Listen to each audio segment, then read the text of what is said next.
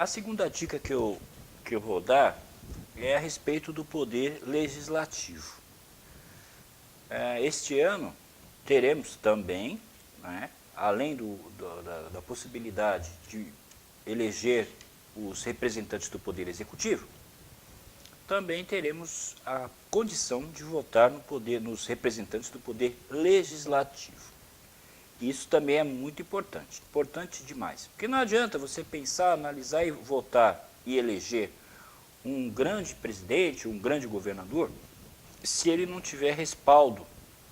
Um grande governador e você votar num monte de pilantra para deputado, não vai adiantar nada.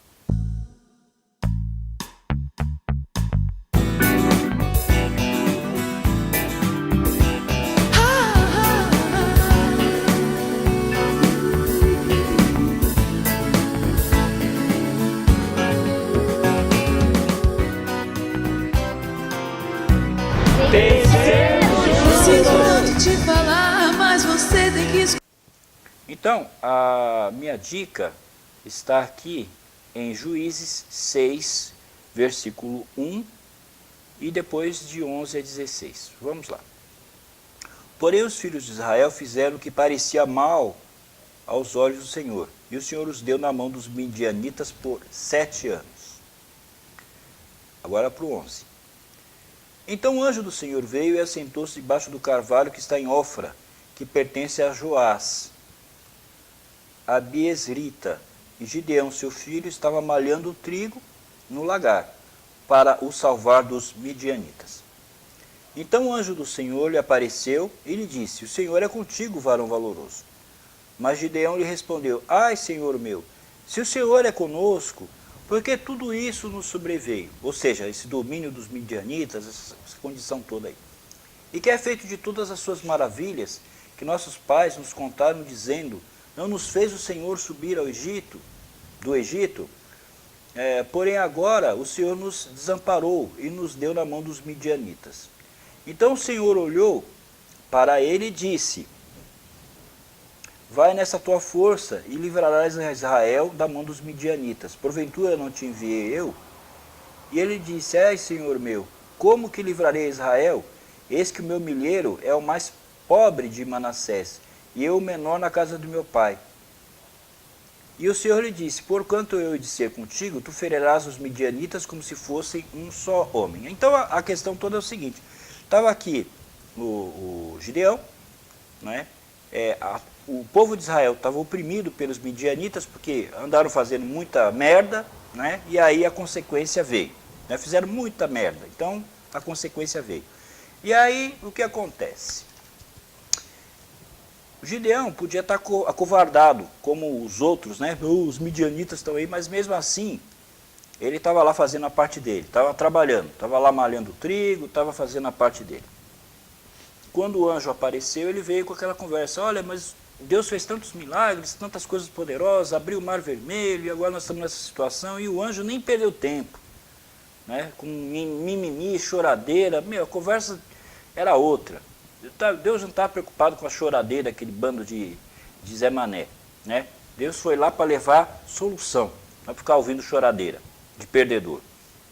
E aí Deus falou para ele: Olha, eu vou livrar Israel dos midianitas.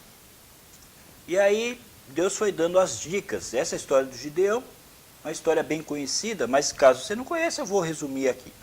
Então, a situação estava difícil. Como que vamos sair dessa situação? Os midianitas eram fortes, tinham dominado a terra. E aí Deus foi falando para ele: Olha, Gideão, você vai fazer assim, assim, assim. Então, primeiro passo, reúne o povo. Foi o que ele fez. 32 mil pessoas se reuniram, e aí Deus foi dando a dica. Primeira coisa, vê aí quem é covarde, manda covarde passear. Ah, mas covarde, sai. Covarde não serve para nada. Covarde não vai ajudar em nada. Então chega no povo, aí quem for covarde, vaza. Né? Porque é a missão que eu tenho aqui, não é para covarde. A missão que eu tenho é para quem tem coragem. Né? E foi o que o Gideão fez. Quem for covarde aí, vaza. E foi o que eles fizeram. Ficou ainda bastante gente. 22 mil ficaram. Aliás, perdão, 10 mil ficaram. E aí Deus falou para Gideão, olha, é muita gente ainda, é 32, agora tem 10 mil, é muita gente. O que eu quero fazer, não precisa de tanta gente. Muita gente, vamos cortar esse negócio aí.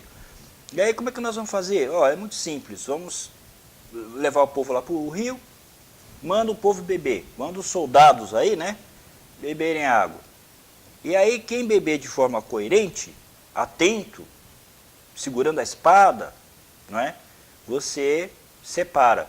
E quem beber sem qualquer condição, pulando, sem noção você já descarta. Sem noção não serve para nada. E foi acontecer, ele ficou observando, e ficou vendo, dessa multidão toda, apenas 300 homens foram achados preparados para o que viria. E foi o que foi feito. 300 homens, nada, eram 32 mil, de 32 mil ficaram 300. E aí Deus foi dando a ordem. Olha, vocês vão fazer as tochas, vocês vão fazer as buzinas, e vocês vão atacar e vão derrotar os midianitas, com apenas 300 homens. E foi o que aconteceu. Seguiram passo a passo as orientações de Deus, e à noite os midianitas entraram em pânico, porque ouviram o som da trombeta, talvez achando que o exército estava atacando era muito numeroso, e aí eles entraram em pânico, um saiu matando o outro entre eles próprios, e aí os 300, quando viram aquela confusão toda, o exército midianita entrou em pânico, saiu correndo, os homens de Gideão foram atrás só para encerrar o serviço. E assim foi que o povo de Israel se viu livre dos midianitas. Quando nós vamos votar para o Poder Legislativo, nós temos que ter bastante cuidado. O Poder Legislativo é o poder responsável pela feitura das leis. Hélio Ribeiro, a magia do rádio brasileiro. Luiz Inácio falou. Luiz Inácio avisou. São 300 picaretas com anel de doutor. Eles ficaram ofendidos com a afirmação que reflete, na verdade, o sentimento da nação. Vocês ouviram aí uma locução que eu separei da pessoa que eu considero não o maior locutor brasileiro, mas o maior locutor de rádio do mundo de todos os tempos, chamado Hélio Ribeiro. E esse pequeno trecho de uma locução dele, ele faz um comentário a respeito de uma frase que o Lula disse. E eu devo concordar totalmente com o Lula. O Lula estava totalmente certo nesse ponto, totalmente certo. Tanto estava certo que ele, sabendo, né, que na verdade no Congresso Nacional nós tínhamos, e provavelmente tenhamos até hoje, 300 picaretas com o anel de doutor, ele pavimentou o seu caminho até a presidência da República, sabendo exatamente disso. Então, nós podemos e devemos mudar isso. Nós temos que mudar isso. Porque se nós continuarmos colocando lá no Congresso 300, ou 350, ou 400 pilantras, nós vamos ter eternamente problemas. Então, a escolha do Poder Legislativo é uma coisa muito importante. E o que nós devemos prestar atenção? Primeiro, se o fulano é corajoso. Esses políticos covardes, mentirosos, frouxos, que se dobram ao vento das circunstâncias, eu calculo que nós não precisamos desse tipo de gente. E uma outra coisa são os despreparados. Nós tivemos casos aí muito interessantes recentemente de pessoas que chegaram ao Congresso e não tinham qualquer preparo. Então não tem preparo, vai fazer o que ali? Então nós podemos deixar de votar em pessoa que tem condição de estar ali, que pode realmente atuar de uma forma convincente, de forma forte, para pôr um desses que Deus nem quis saber dele. E aqui, só para encerrar essa parte, o que me chama a atenção é que quando esses homens se reuniram, eles bradavam por Deus e por Gideão. E aí você deve pensar, quem é Gideão? É muito simples de entender, Gideão é você, Gideão sou eu, Gideão é o povo brasileiro. Nós estamos cheios de midianitas? Lógico que sim.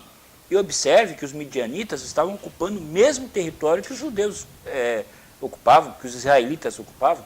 Eles estavam ali. Então esses midianitas estão aqui, eles não estão em outro lugar. Eles estão aqui dentro do nosso país. Cabe a nós reconhecermos esses tais midianitas e colocá-los para correr. É assim que funciona. E é assim que eu acredito que nós temos condição de fazer muitas mudanças positivas nesse nosso país.